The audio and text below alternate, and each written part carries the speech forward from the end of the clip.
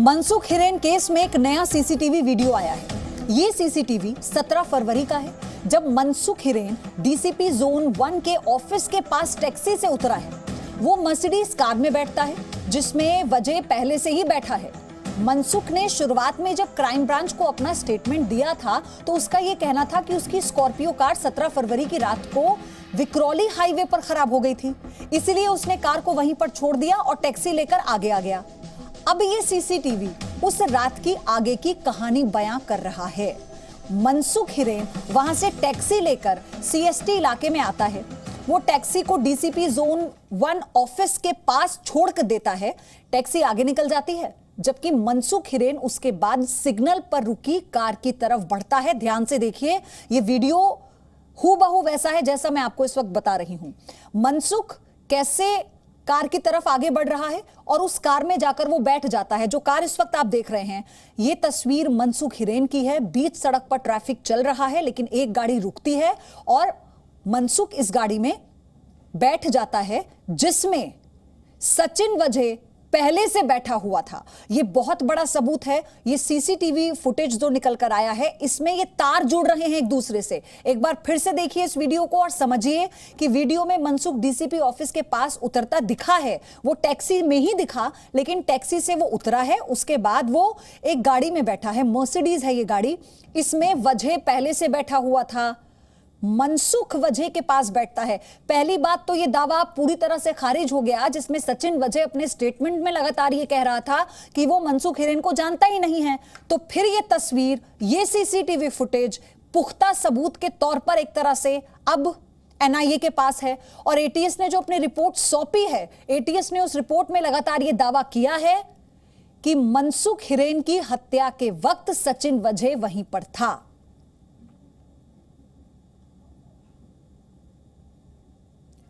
तो ऐसे में अब कई सवाल हैं।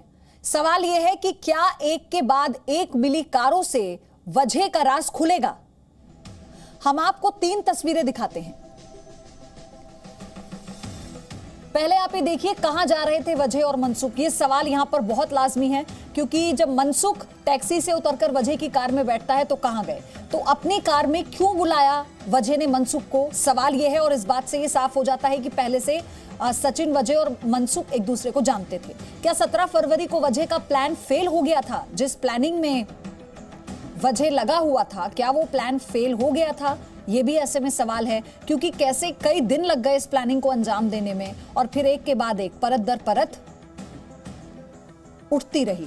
अंकुर त्यागी मेरे सहयोगी हमारे साथ जुड़ चुके हैं इस खबर पर। अंकुर, ये जो वीडियो निकलकर सामने आया है, इसने सचिन वजह के उस दावे को तो सिरे से खारिज कर दिया, जिसमें वो ये कहता है कि वो मनसुख हिरेन को नहीं जानता था। लेकिन अब सबके जहन में सवाल ये होगा कि मनसुख हिरेन मर्सिडीज में वजह के साथ बैठकर जा कहां रहा था? देखिए, इसके अंदर 2 चीजें हैं, क्योंकि जो सीसीटीवी की हम बात कर रहे हैं वो इस बात की तस्दीक करती हैं कि 17 तारीख को जब जैसा कि अपना स्टेटमेंट दिया था मनसुख हिरेन ने, पहले दिन 26 फरवरी की मैं बात कर रहा हूं, उसने कहा था कि मेरी गाड़ी खराब हो गई विक्रोली हाईवे के ऊपर, वहां से मैं टैक्सी लिया, मैं आगे की तरफ अपने सफर के लिए चला गया। लेकिन कभी भी उसने ये नहीं बताया कि उसका डेस्टिनेशन क्या था। अब वो डेस्टिनेशन निकल कर आ रहा है। वो आदमी जो मनसुख हिरेन है, वो वहां से गाड़ी करता है, ओला एक जो टैक्सी है वो बुक करके वो सीधे टाउन साइड में आता है, जिसको मुंबई में सीएसटी का इलाका कहते हैं। सीएसटी का ये वही इलाका है जहाँ पे मुंबई पुलिस का हेडक्वार्टर भी है, जहाँ सीआईओ यूनिट का ऑफिस भी है, जहाँ पर खुद सचिन वजह बैठता है।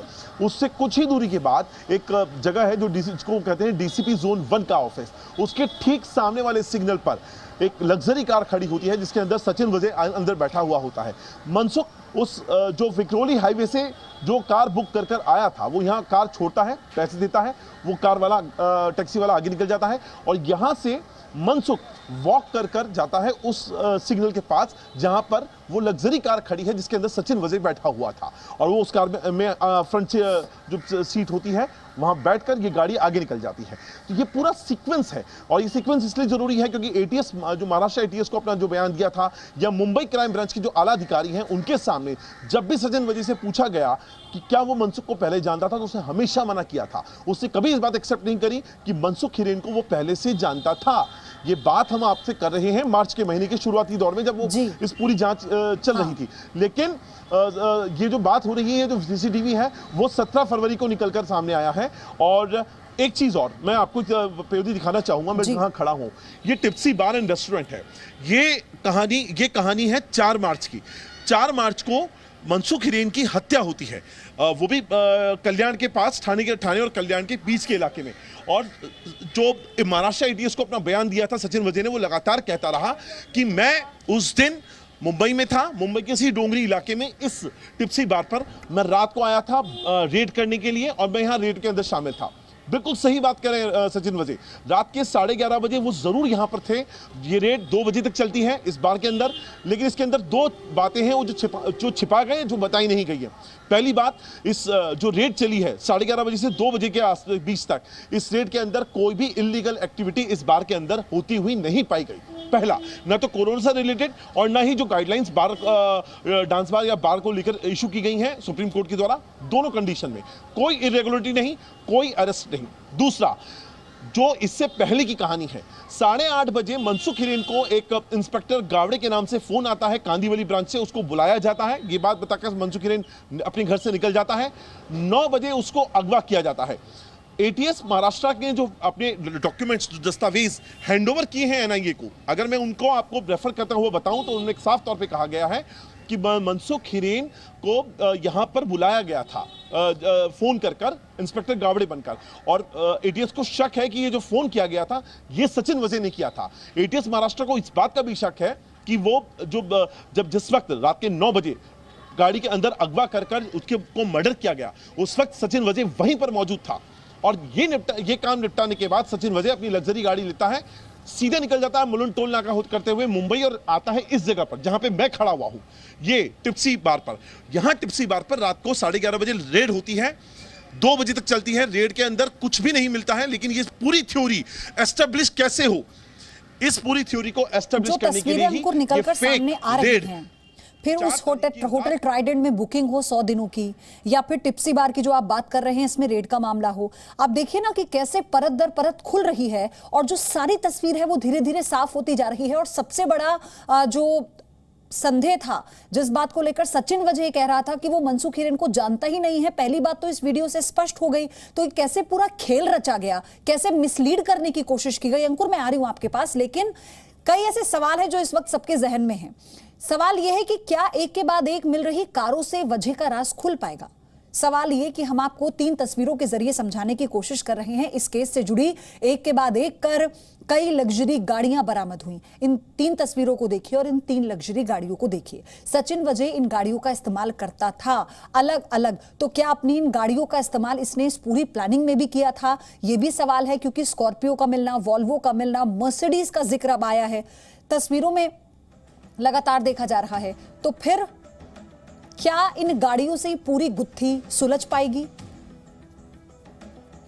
वजह ने मनसुख को अपनी कार में क्यों बुलाया, ये अब ऐसे सवाल हैं जिनसे पर्दा उठना बाकी है। कहां जा रहे थे वजह और मनसुख, और वजह ने मनसुख को अपनी कार में क्यों बुलाया। क्या 17 फरवरी को वजह का प्लान फेल हो गया था और यही कारण था कि इतना लंबा इंतजार करना पड़ा, क्योंकि सचिन वजे को सही मौका नहीं मिल पा रहा था। अंकुर, ये तो सवाल अपने आप में लाजमी है, 17 फरवरी को वजह का जो प्लान था क्या वाकई वो फेल हुआ, और यही कारण है कि अपने प्लानिंग को अंजाम देने के लिए वजह ने और प्लानिंग की। मैं आपको बीच में जी अंकुर पेयोधी, मैं आपके जो आपने सवाल किया मैं आपको बाद में आऊंगा, लेकिन एक अपडेट जो आ रही है इस वक्त एनआईए कोर्ट में सुनवाई हो रही है। हाँ। एनआईए कोर्ट में एनआईए ने अपनी तरफ से जो बातें रखी हैं उसका मैं सारा आपको बताने की कोशिश करूंगा। सबसे इंपॉर्टेंट है, सचिन वजे के घर से जब एनआईए ने रेड करी, वहां से 62 अनकाउंटेड बुलेट्स वहां से बरामद हुई हैं। ये बहुत बड़ी खबर है इस पूरे केस के अंदर। सचिन वजे के घर से 62 जिंदा कारतूस बरामद किए गए हैं जो अनकाउंटेड हैं, क्योंकि पुलिस के कोटे में जो भी एक भी बुलेट आती है उसको काउंटेड होती है, लेकिन 62 जिंदा कारतूस वो भी अनकाउंटेड। ये सबसे बड़ा सवाल कि ये कारतूस सचिन वजे के घर पे कर क्या रहे थे, एनआईए को ये खंगालना है। एनआईए ने ऑलरेडी यूएपीए का एक्ट लगा दिया है सचिन वजे के ऊपर, क्योंकि उसको यहां से अपनी जो इन्वेस्टिगेशन है उसको और ज्यादा इंटेंस करना है।